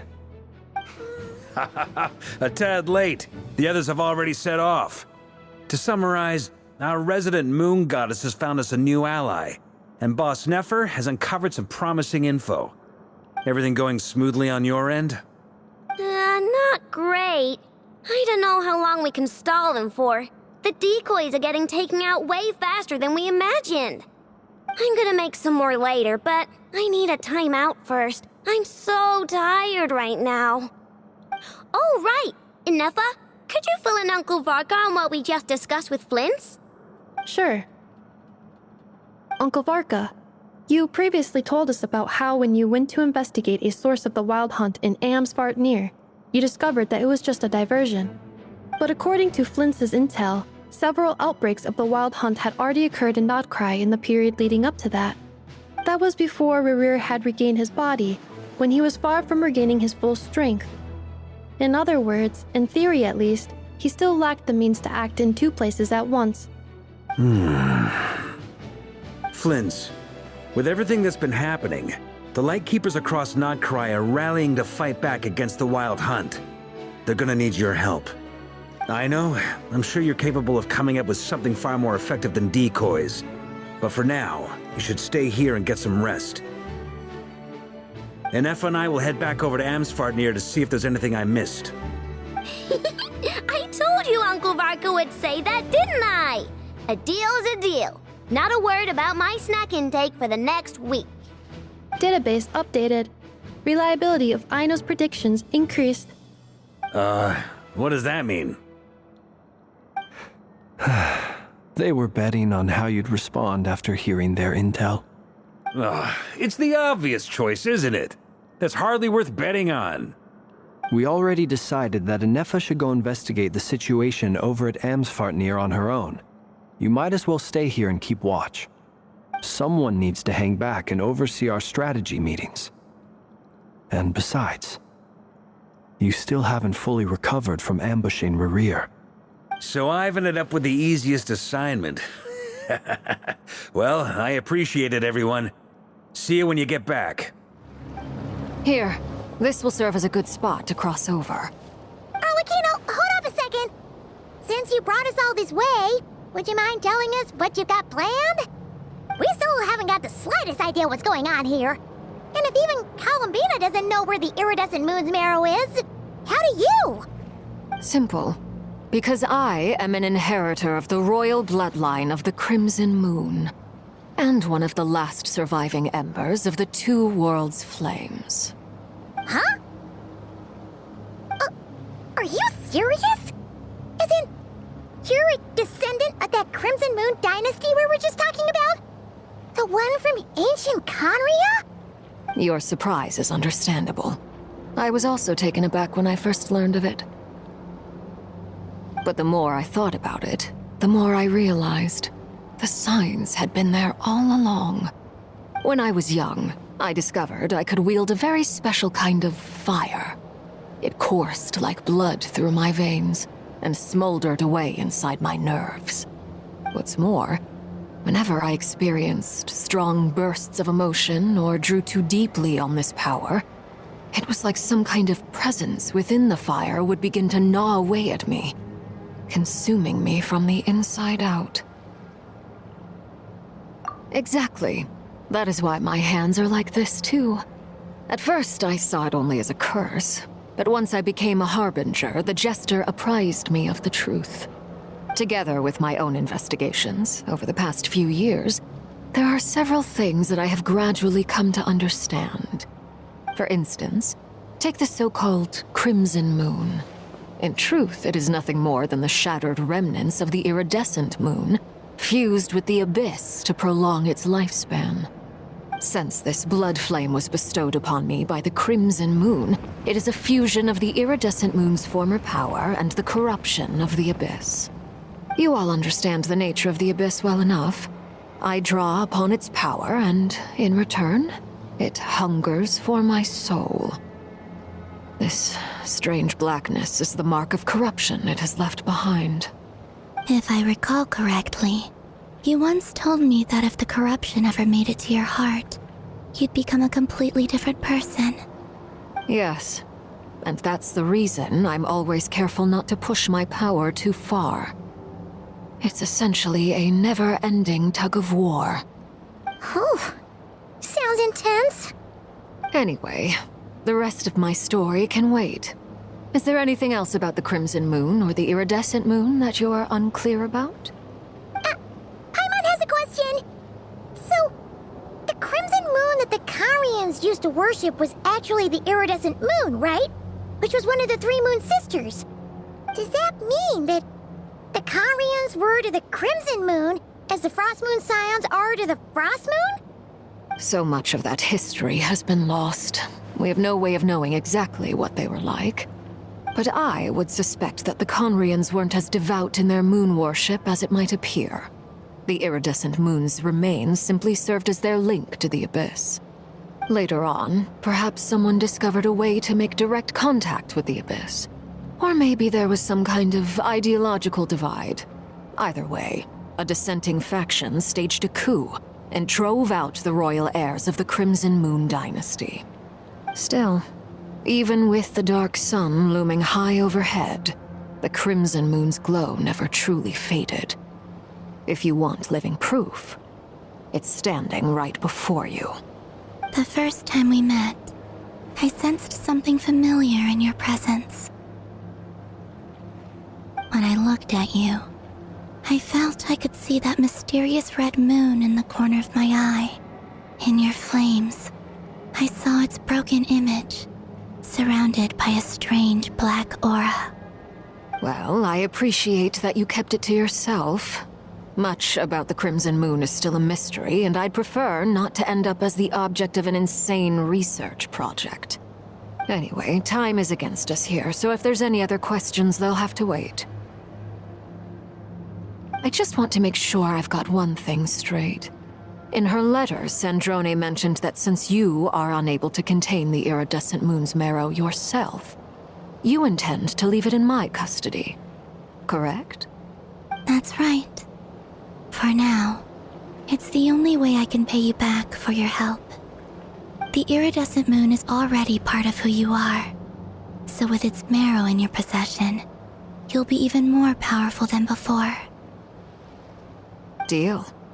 Then let's get started. Get what started? What does this place have to do with the Crimson Moon? When I first became a Harbinger, the Jester gave me a book called Paranhari, also known as Leobranto Inamorato. You should be able to buy a copy next time you're in Fontaine. It's a love story set in the Crimson Moon era. But setting aside the tangled romances of its characters, it also records a few interesting details. In the Crimson Moon era, or so the story goes, there was an orphanage that received children from beyond the bounds of this world, and subjected them to a peculiar induction ceremony. Beyond the bounds of this world? For real? And what kind of induction ceremony? The Crimson Moon sages looked beyond this world for beings with powers that surpassed the gods. But fearing they might lose control, they subjected these children to a process of refinement. They made these children crawl up a fireplace and kept asking them, "Have you died? Did you see it?" Until they finally admitted to having died and seen a crimson moon. The adults embraced the children who passed the ritual, telling them, "Within the fireplace, you have traversed the flames between two worlds. Here and now, you are born anew."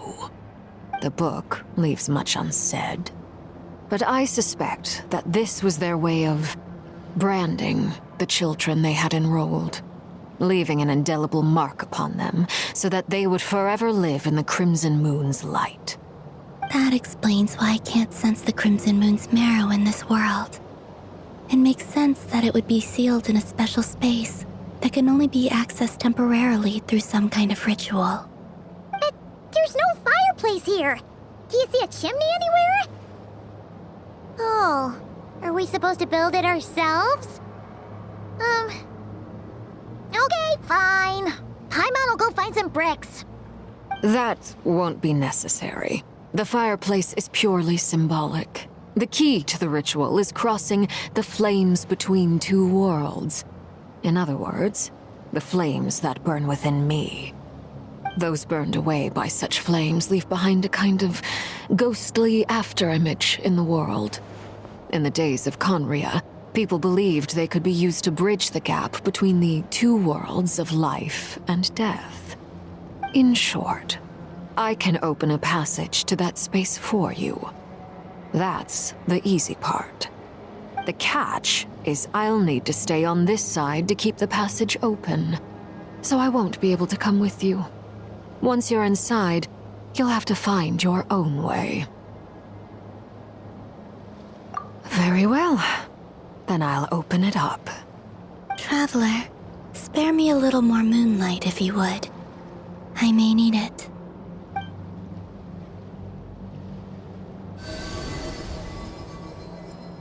Thank you. I feel like I've recovered some of my strength now. It should be enough to move us across short distances and confront whatever dangers might await.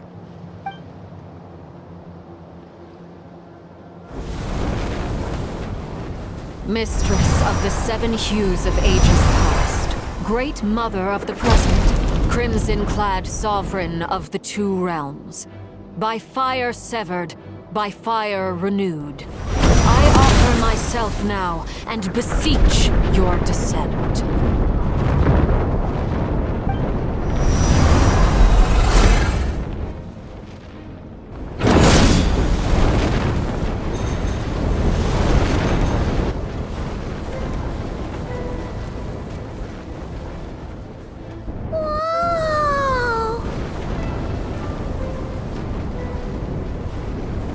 One word of advice.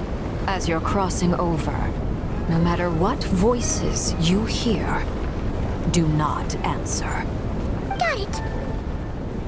I sense a sinister gloom inside, but also the familiar light of the moon. I feel that I am about to meet an old friend who has changed beyond all recognition. All right, let's go. Hey, look up at the sky! A red moon! This must be the spot, right?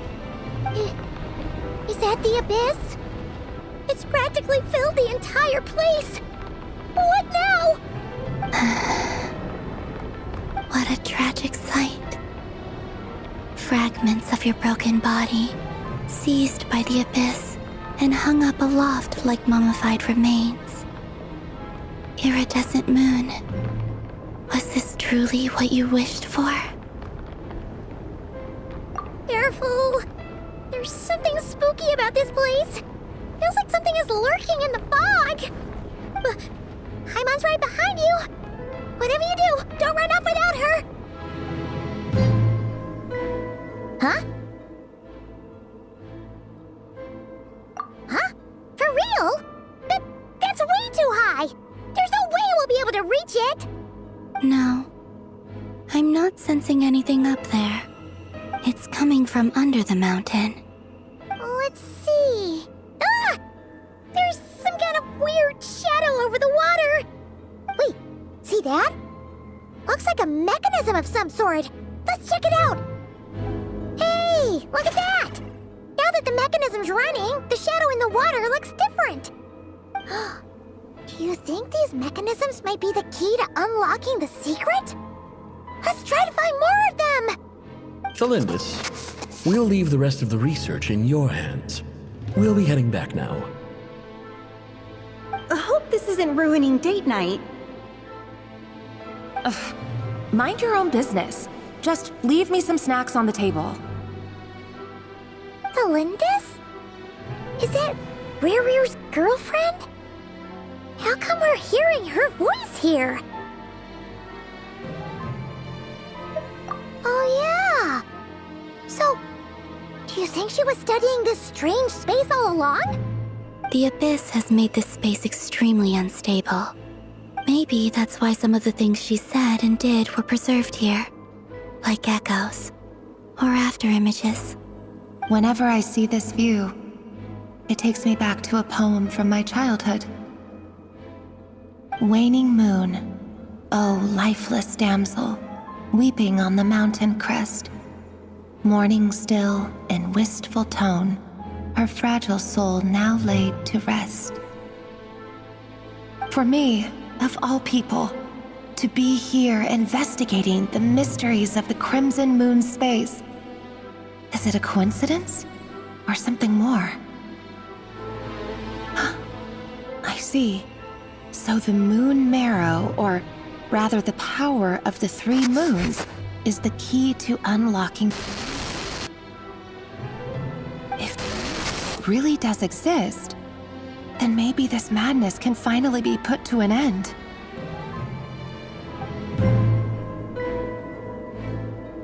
With the Abyss inhibitors in place, I should be able to access the chamber with the moon marrow. Oh, Rerir, with every step you take, you're drifting further from what you truly desire. But you're not the root of the problem. Ever since that outsider set foot in Conria, the Vinster King has sunken deeper into madness. If only I could get my hands on that outsider.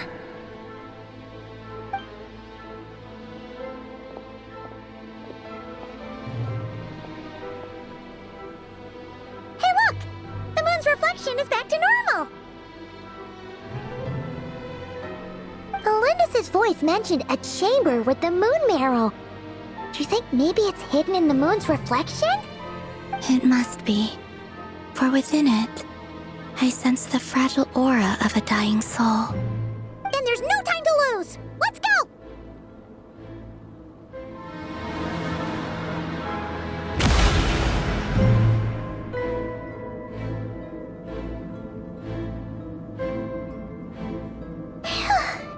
We finally did it!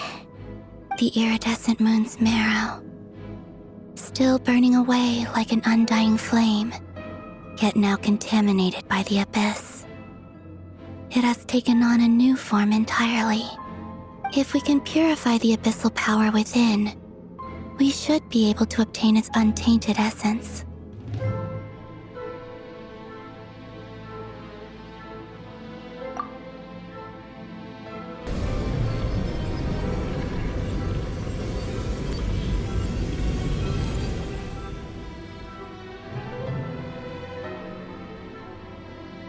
It's so cold.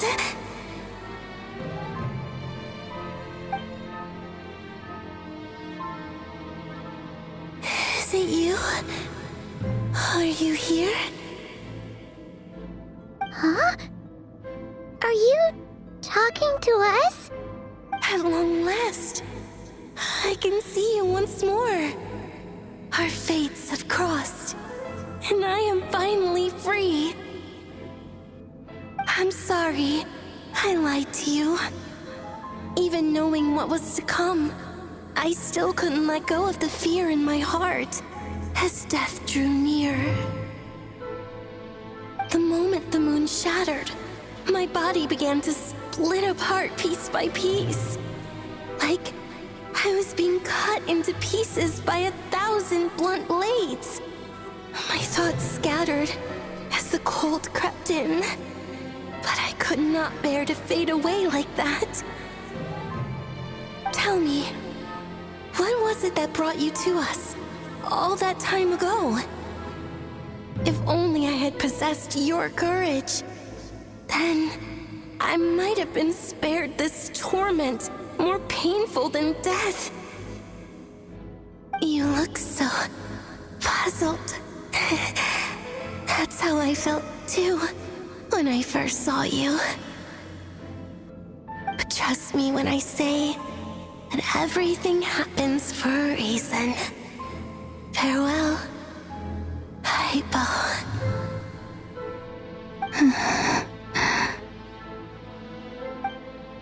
What was that all about? Was that the goddess of the iridescent moon? Oh, it sounded like she was speaking to a long-lost friend. But none of us have ever met her before, right? Perhaps. She took me for the goddess of the frost moon she once knew. For a fading soul like hers, our auras must be too similar to tell apart. But anyway, we've got the iridescent moon's marrow now. That should help you regain your strength, right? Alright, time to leave this place and meet back up with Arlecchino. Let's go!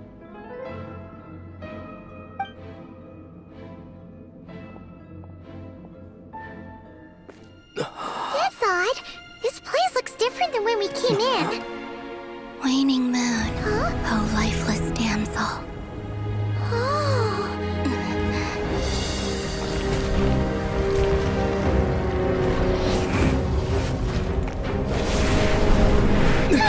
Hurry! The place is collapsing!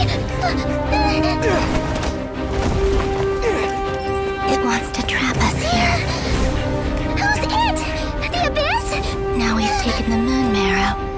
All that's left here is a dark will. It will show us no mercy.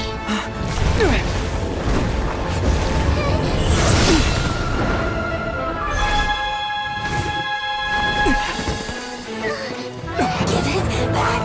The crimson moons! My marrow! My heart!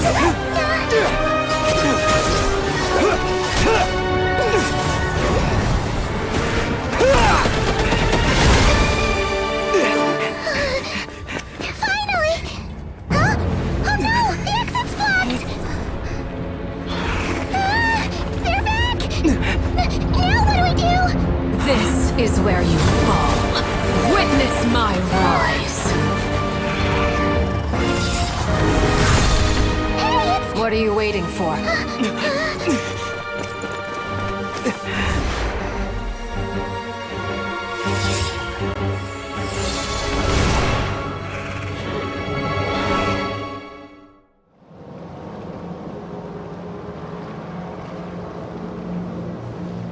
Oh, we made it!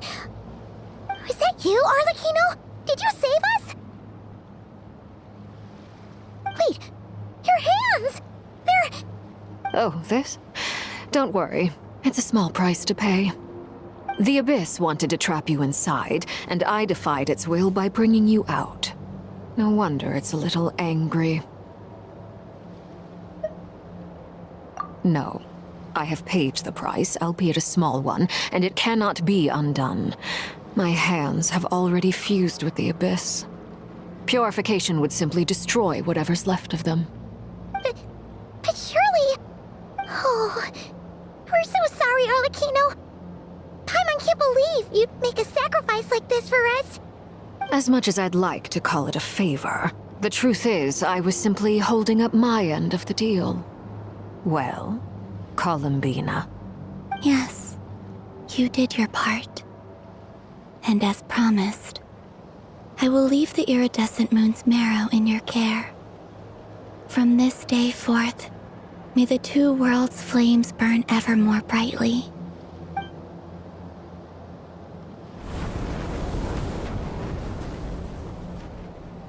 I'll take that as a blessing. Now, Columbina, give me your hand. Accept this moonlight I offer in return.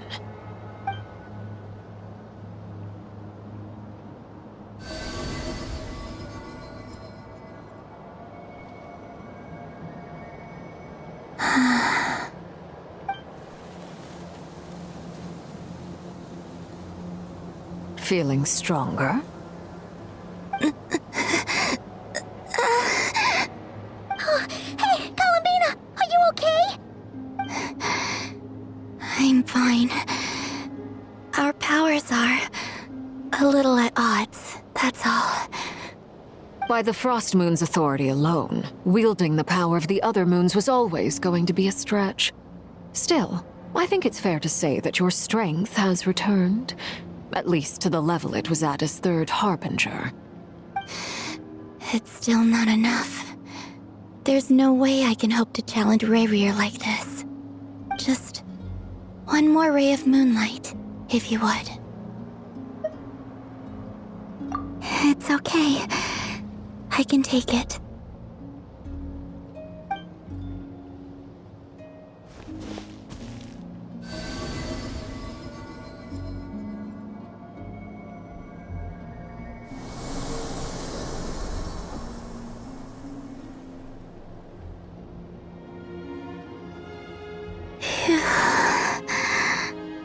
How about now?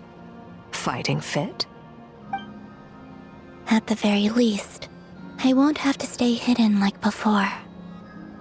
I want to see him gone from Not Cry. The Rahier of Solnari and his wild hunt must be sent back where they belong. Well, it's good to have something to aim for. You certainly seem more alive now than you did earlier. When I first met you, you didn't strike me as a ray of moonlight. More like a wisp of fog drifting in from who knows where, ready to scatter at the first sign of a breeze. But now, you're full of vitality. Just like the frost moon, once the brightest of them all. May you keep shining, Columbina. This is who you are. Thank you. Look after yourself too, Arlecchino. I know you have plans of your own, and that's why you're always seeking to grow stronger. But whatever you're after, don't let the Abyss take a hold of you. I do not wish to see you go down the same path as Revier. I appreciate the concern, Columbina.